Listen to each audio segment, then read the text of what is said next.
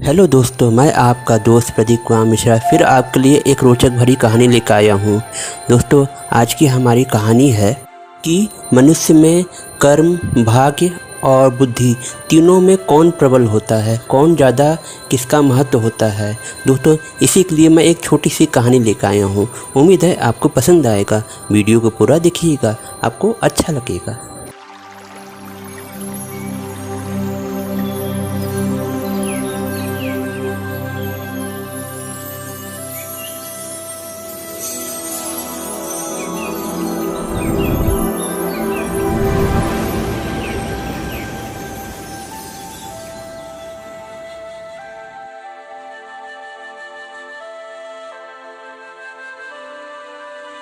दोस्तों, हमारी कहानी कुछ ऐसी शुरू होती है कि एक बार क्या हुआ कि स्वर्गलोक में बुद्धि, भाग्य और कर्म तीनों में आपस में विवाद होने लगा कि मैं महान हूँ, दूसरा कहता मैं महान हूँ, तीसरा कहता मैं महान हूँ।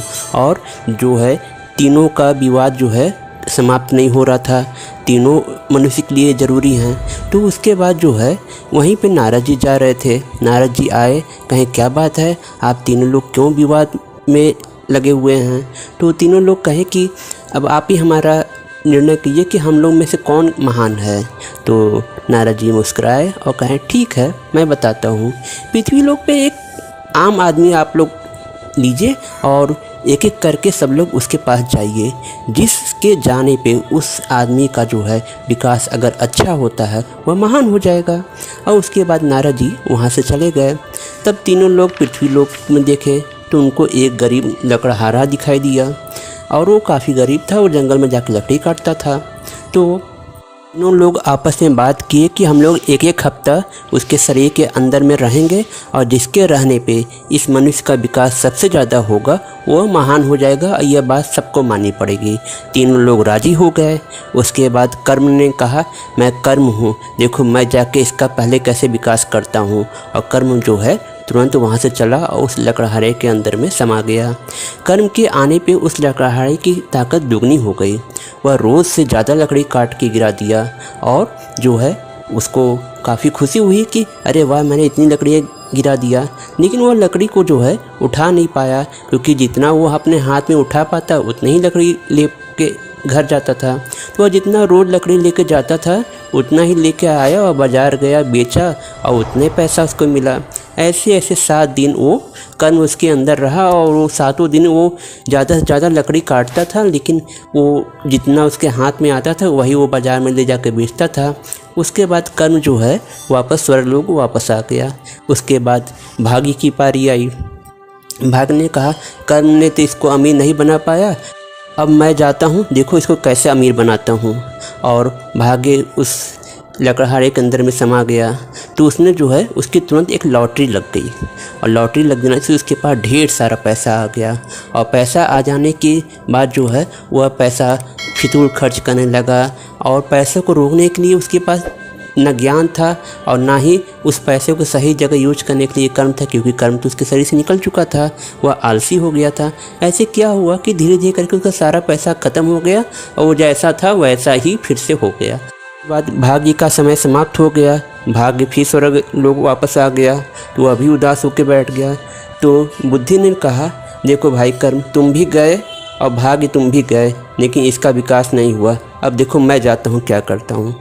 उसके बाद बुद्धि जो है उसके शरीर में प्रवेश कर गई। जैसे ही बुद्धि उसके शरीर में प्रवेश की, उसने जो है उसको काफ़ी ज़्यादा ज्ञान की अनुभूति हुई। तो उसने क्या किया, पहले जो है लकड़ी जब काटने जा रहा था तो ऐसे ही चला जाता था, लेकिन वह पहले नहीं गया। पहले उसने अपने कुल्हाड़ी में खूब अच्छे से धार धरी और उसे खूब नुकीला बनाया। और उसके बाद वह गया, लकड़ी काटा और लकड़ी जितना रोज़ से थोड़ा सा ज़्यादा काट लिया। तब उसके बाद उसने जो है जंगल में आसपास जितनी लकड़ियाँ गिरी हुई थी छोटी छोटी, सबको आपस में रस्सी में बांध के एक बड़ा सा पटरा जैसा बना लिया। उसी पर ढेर सारी अपनी भारी भारी लकड़ियाँ रख के खींच के बाजार ले गया और उसको रोज़ से थोड़ा सा ज़्यादा पैसा मिला। जब ज़्यादा पैसा मिला तो उसने 2 कुल्हाड़ी ले ली और सुबह जब अगले जाने लगा तो दोनों कुल्हाड़ियों में धार धर लिया। और लकड़ी काटता था, एक कुल्हाड़ी की धार कम हो जाती तब दूसरा इस्तेमाल करता था।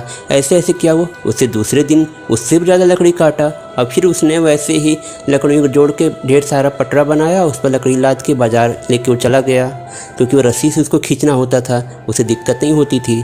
ऐसे ऐसे क्या हुआ कि उसका विकास भी होने लगा, उसके पास धन भी आने लगा और उसकी गरीबी धीरे धीरे करके समाप्त हो गई। और ऐसे ही क्या हुआ, 1 हफ्ते में अमीर हो गया और उसके बाद बुद्धि का वहाँ पे जो है उसका समय समाप्त हो गया और वो वापस आ गया। फिर तीनों लोग स्वर्ग में आके बात करने लगे। तब से नारद आ गए, कहें आप तीनों लोग बारी बारी करके उसके पास चले गए? कहें हाँ। कहें तो भाग्य और कर्म दोनों ने कहा कि बुद्धि महान है, क्योंकि जहाँ बुद्धि रहती है वहाँ अपने आप भाग्य और कर्म अपने आप आ जाते हैं, इसलिए बुद्धि को महान कहा जाता है। दोस्तों, इस तरीके से यह छोटी सी कहानी यहीं पे समाप्त हो जाती है। दोस्तों, अगर बुद्धि है तो भाग्य और कर्म अपने आप आते हैं। अगर बुद्धि नहीं है तो हम लोग ना ठीक से कर्म कर सकते हैं और ना ही अपने भाग्य को ठीक तरह से संवार सकते हैं, बल्कि हम दोनों को गंवा देंगे। इसलिए बुद्धि महान रहती है। सारा खेल बुद्धि का होता है। जिस इंसान का बुद्धि अच्छा चलता है उसका विकास अच्छा होता है। दोस्तों, इस तरीके से मैं अपनी बात समाप्त करता हूँ। दोस्तों, उम्मीद है आपको यह मेरी कहानी पसंद आई होगी। दोस्तों, अगर आप लोग को मेरी ये कहानी पसंद आई हो, इसे ज़्यादा से ज़्यादा लाइक करें, शेयर करें और मेरे चैनल को सब्सक्राइब करें। बेल आइकन को ज़रूर दबाइएगा, नहीं तो मेरे आने वाली कहानी को नोटिफिकेशन आप लोग को नहीं मिलेंगे। दोस्तों, आप लोग खुश रहिए, सदा साथ रहिए, एक दूसरे का सहयोग दीजिए।